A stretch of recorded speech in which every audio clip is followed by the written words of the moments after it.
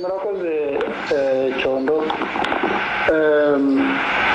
ndabare naje kugira ikibazo cy'itumanaho ariko narwanye nabyo mu kanya byaje gutungana ndibagerageze gusubiza ariko kubera ko ntakurikiye neza ubwo yenda bimwe ushobora kutabisubiza ariko urebye byose ni ibibazo bigendana n'ikibazo cy'ubuyobozi n'akazi twakoraga nuko twabaye muri FPR nuko twayoboye ingabo n'ibibazo bishobora kuba byaravutse muri icyo gihe.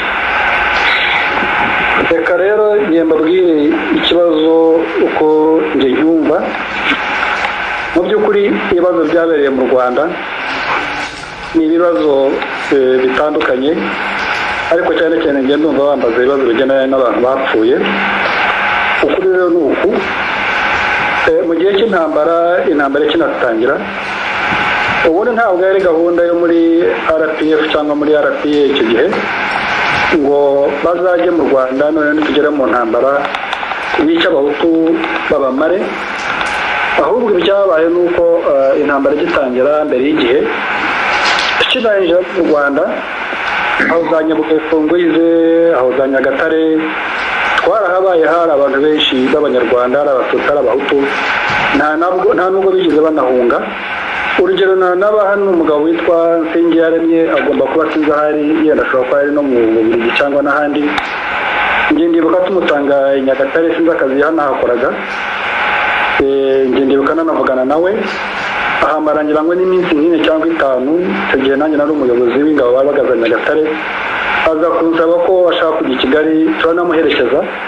Icyo gihe Gabriel nafashwe tumunyuza za Ngarama, umugabo asubira i Kigali.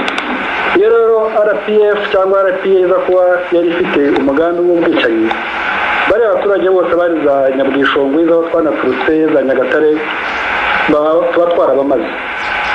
Ariko rero siko byagenze. Intambara yaje kugeraho ihindura isura, haza kubaho igihe cyo gufata ibyitso, igihe cyo kwica abantu, kaza kugera n'igihe ngira ngo ari inkotanyi zananirwa urugamba gusa nk'isubiye inyuma, aho bagarukiye ngira ngo nibwo abatutsi cyane cyane abo mu Mutara banapfaga bakagenda.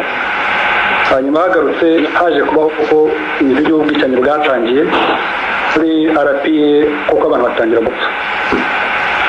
Ibyo rero uwahakana akavuga ko nta bahutu yenda baba barapfuye muri icyo gihe byaba atari byo, kandi n'uwanavuga ko icyo gihe abatutsi batapfaga nabyo ntabwo byaba ari byo. Muri utwo turere twose two mu Mutara ahegereza Byumba inkotanyi zigereza Gatuna na he, nta mututsi n'umwe warangwaga muri ibyo bice. Abatutsi barapfaga, abasirikare b'inkotanyi nabo baza kenshi na kenshi bakihorera. Ibyo bintu rero ni ibibazo biri abanyarwanda. Kumva n'ibyo President yari amaze kuvuga ati byari byo byose abantu bajya bareba bavugisha n'ukuri. Icyo gihe ubwo abasirikare b'inkotanyi bicaga abahutu kubera yenda kumva ko barimo kwihorera n'ahandi, ni nako abatutsi bapfaga. Ibyo ni ibibazo badakwiriye kwirengagiza. Ari abasirikare b'inkotanyi, ari n'abasirikare ba Exfar, ari n'abahutu bari banahatuye, bose bafite izo responsibility. Ibyo rero kuvuga ko ibyo byari bitarabaye byaba ari ukwirengagiza. Kubavuga ko yenda twari duhatabibonye nabyo byaba ari ukubeshya. Icyo rero navuga ni iki: muri iriya ntambara ari abatutsi ari abahutu bose barapfushije. Kuba kwapfusha kandi umwe ukwirengagiza urundi byaba atari. Ariko rero kugira ngo ufate responsibility nk'umuntu njyewe ni ibintu very regrettable. Nabivuze no hambere, kuba twarabaye muri buriya ntambara, uzi ngo mugiye kurwanya intambara yo kuboza u Rwanda, intambara yajya kurangira ikarangira na jenoside, ikarangira n'impfu z'abahutu z'ingano, warangiza ukavuga ngo waratsinze. Ntacyo waratsinze, mu by'ukuri twaratsinze. Twatsinze rero ntabwo twarwanaga n'Abayapani, nta nubwo twarwanaga yenda n'Abahinde, twarwanaga n'Abanyarwanda. Ntabwo rero warangije intambara yamaze abantu bangana kuriya ngo uvuge ngo waratsinze. Nta nubwo waranayibayemo ngo noneho uvuge ngo nta bantu bapfuye. None se abapfuye bariya bose baba ari abahutu baba ari abatutsi baba bariya. byari byose abatutsi bari mu nkotanyi bishe abahutu bangabo bapfuye. Abahutu bandi nabo baba ari abasirikare, baba ari n'abandi batari n'abasirikare, abo nabo bishe abatutsi. Biza kugera no kuri genocide ariyo Gahima mu kanya nasanze arimo gusobanura. Ibi rero ugiye gukurikirana ngo ushakishe uruhare rwa buri muntu muri ibyo byose. Nubwo ubona Arusha bafunze abasirikare bamwe, hari n'abandi abasirikare bakabajije kubaza ariko byagenze gute. Ariko rero reka njye nsubize ngewe ku bindi yabaze mwari mubanje kumbaza. Gute Kayumba ko yari umuyobozi w'ingabo. Nibyo koko naje kugira inzego, kuyobora inzego nyinshi z'igisirikare mu ngabo. Nuko nawe babwiye ubushize ibyabaye hariya byose biri very regrettable.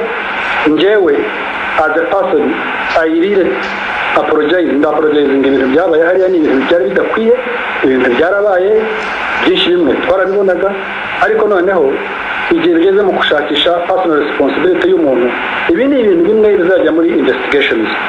Nabaze no bamuvuga ibintu bya nasaze ngira ngo Gahima arimo gusobanura ibintu by'indege, aho naho izina ryanjye ribamwo, habamwe ibintu by'abaspain ibyo nabyo izina ryanjye ribamwo.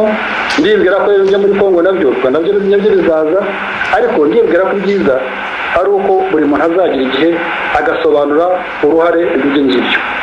Ko rero biri mu nkiko, ntabwo wavuga ati Kayima n'utangiye gusobanura biriya bintu kandi ejo uzajya mu rukiko.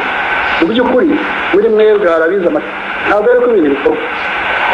Igihe ikintu kiri mu rukiko urakireka kikajya mu rukiko, noneho ukabanza ukagisobanura ukavuga n'ukuri uko ubiziho. Ariko ukuri ukunze ko muri rusange ni uko mu by'ukuri abatutsi barapfuye kugira no kuri genocide, abahutu barapfuye, nibyo biriya mubona by'iri mapping report, kandi abo bose bishwe n'abanyarwanda. Icyo navuga rero ni iki? Icyo navuga ni uko abanyarwanda bakwiye gusubiza amaso inyuma bose bakamenya ko biriya bintu bakwiriye kubyituma, bakwiriye kubireguretinga, bakamenya ko ari ibintu bidakwiye, kandi bakamenya ko dukwiye kureba imbere ku buryo mu by'ukuri hano two muri South Africa mu gihugu cyaho abazungu bafashe abirabura barabakandamiza, barabica imyaka n'imyaka. Mwahoze muvuga Mandela aho bamufunguye nyuma y'imyaka 27, umuntu wa mbere yabanje kuvugana nawe ni Pete Botha wari perezida wa hano, uwahaviriyeho bwana de Klerk n'abandi bose wa hano muri South Africa. Icyo gituma dore gusanga ibibazo byabo nubwo byanabaye bafite ukuntu babyize, bakumva ukuntu babirangije. Natwe rero dukwiye gushyikido kuko tuziga ikibazo cy'abanyarwanda no ikibazo cyazanarangira. N'abariya bamwe bagiye bakirwa imanza bataraburana, kandi bagomba kuburana nabo bakaburana bakagaragaza uruhare rwabo.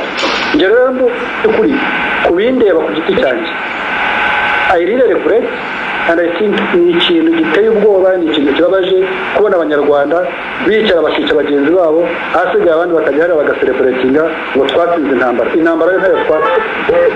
Ubu ngubu igihe Kayumba ikayo nabayishaka, ariko twebwe twabwiye kujya twifuza twebwe twashaka kubira ibibazo byo mu Rwanda byazagira mahoro.